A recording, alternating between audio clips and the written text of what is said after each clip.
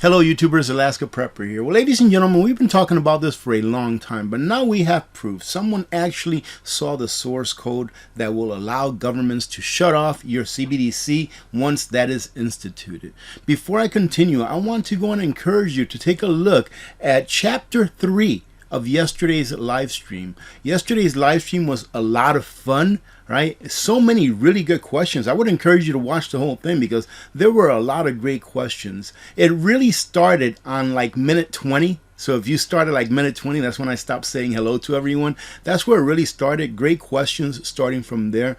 But I put chapters on it so that if you wanted to go to the meat and potatoes of that live stream, meaning that something big is going to happen. I don't know what it is, but something big has to happen here pretty soon. Go take a look at that. You can just go right to chapter 3, skip all the salutations, and you don't have to search for anything. It'll just bring you right to where it begins. However, once you start on chapter 3, you'll probably stay for the whole thing because, like I said, we had an awful lot of fun yesterday. So thank you very much to every one of you that joined in yesterday. It was a great time. I really enjoyed it. And I'm not only saying that, ladies and gentlemen. I mean, I'm not just saying that. I really did enjoy, spending time with you yesterday. So thank you. But now let's talk about how the Brazilian CBDC code could allow governments to freeze your funds. Stop your funds, transfer your funds, delete your funds, all that kind of stuff. So the Brazilian government's coming out with a CBDC. And before you all say, well, AP, we are in the United States of America. We're nothing like Brazil. Ladies and gentlemen, well, you have to understand that this is a worldwide thing, right? The IMF, the Bank for International Settlements, the World Bank, these places are not elected organizations. They're not elected by any country. They're not elected by we the people, right? And they're the ones that started the framework for this CBDC, for the ESG, which will eventually be our social credit score if this goes forward, right? They're the ones that started the framework, right? And they are bringing it down or pushing it down to the country so that they can implement it, hopefully by 2027, I think it is, or 2030 at the latest, right? So the model that Brazil is using is going to be very similar to the same model that everyone else is using. So take a look at the model that Brazil is using where you can shut off, and we're going to go over this real quick, but where you can shut off someone's ability to transfer payments, to make payments, to use their wallet or anything like that. It's very similar to the one that China's using. The model that Brazil here is using is going to allow the government to be able to take money from your wallet without due process. All of them are going to be very similar in functionality. So only because we're hearing about it happening in Brazil doesn't mean that that's not the same things, the same capabilities that we'll have here. The Brazilian government just made a mistake. They put it out there for all the people to see, and someone actually went in there and took a look at it, and this is what they came up with. As opponents to central bank digital currencies warn that digital fiat would give governments a greater degree of control over people's lives, a blockchain developer in Brazil who claims to have reverse engineered the source code for the country's pilot CBDC said that he discovered functions within the code that would allow central authorities to, and I put this in red, freeze funds or reduce balances. And that's not all.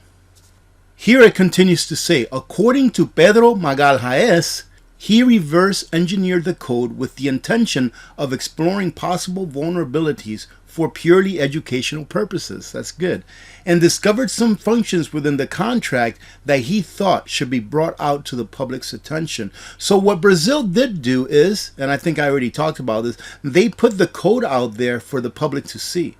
So I have to say that that's a good thing, that the government actually put the code out there for the public to see. But now let's see how the public reacts to these allegations of what those codes really mean. He continues to say that the most concerning functions include a disable account function that disables an account, authorizes transfer of tokens, enable account functions that enable a previously disabled account for token transfers, the ability to increase or decrease the frozen balance of a wallet address, the ability to pause token transfers for a specific wallet. Right, ladies and gentlemen? So if you step out of line, your specific wallet can be frozen. The tokens can be withdrawn from it at any time that anyone wants. You know how we've been saying here for a long time, or I've been saying for a long time, they will be able to demonetize your life your life with the press of one button. And here you go. And there is a link here, a hyperlink that will take you to the actual code if you're savvy enough to know how to read code and stuff. I'm not. And here it says, and the ability to transfer tokens from one wallet to another and burn them. What does that mean? That they have the ability to create inflation and deflation. They have the ability to just put more money in there in the form of tokens, right? Which will be considered the new money. And they also have the ability to burn those tokens, which means to take them out of existence. But the biggest thing is, in my opinion, is that they will have the ability to do anything they want to your wallet. If you step out of line and say something wrong, they can go in there and freeze your account. They can go in there and take money out, transfer it somewhere else.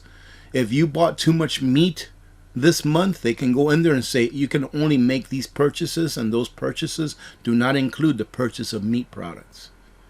That's how much control, ladies and gentlemen, we the people would hand over to the government should we allow them to create a CBDC. And to finish it off here, ladies and gentlemen, they say that the main concern with these functions is that they can be executed by any entity that receives authority or authorization from the Brazilian central bank, which means a centralized entity will be able to control and manipulate the tokens held by private citizens. Not only that, but here in the United States, it would mean a centralized agency that was never elected into power by we the people. If we keep going down the road, I hate saying that this is going to happen no matter what, because I just hope that something happens where we don't have to go through this experience before we finally wake up. Something has to wake us up. Something has to wake up the people in general, the mass population. It's going to have to be something that's kind of like shock and awe, ladies and gentlemen, in order for us to wake up and realize that we the people are on the same side, and that there is a very small percentage of those who want to control us. And this is going to be a great way, a CBDC. I'll tell you what, all of the dictators of the past, they're rolling in their graves right now saying, my goodness, why could this not have existed when I was ruling? Because this is going to be such a strong and powerful tool for governments to use against their people. Anyone here that still thinks that government is here for you, then you really need to pick your head out of the sand and have somebody shake it so that all that sand can come out of your ears. I know I'm being a little sarcastic, but it's true.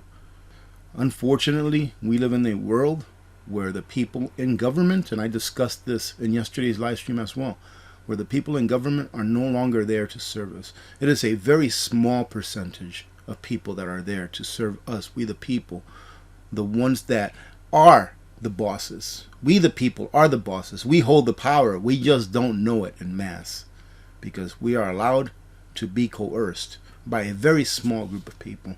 Now, I always get this, so I have to mention it. I do understand, ladies and gentlemen.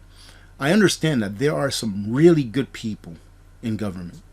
There are people there that understand what a constitutional republic is, that understand what freedom is, what liberty is, that understand how important it is for the United States of America, at least, to stick by the Constitution, to have a rule of law. I understand that. There are some good people there, but the majority, in my opinion, are not. All this is telling you, get prepared. Why? Because you're going to need your preps. Eventually you will. I believe that the powers that be are going to have to create some kind of a distraction, be it one that takes a human toll, right? That is going to be big enough to scare the people into doing something like this, into accepting something like this, a CBDC. So get prepared, ladies and gentlemen. That way we as a people can resist the best that we can. And the better prepared you are, the better that you can resist. And I don't mean resisting in a violent way, but resisting by using our, what Bear like to say from Bear Independent, by using your no muscle and just saying, hey, no, it's okay, no. All right. Have a great weekend. God bless every one of you. God bless America. I'm Alaska Prepper. I'm out.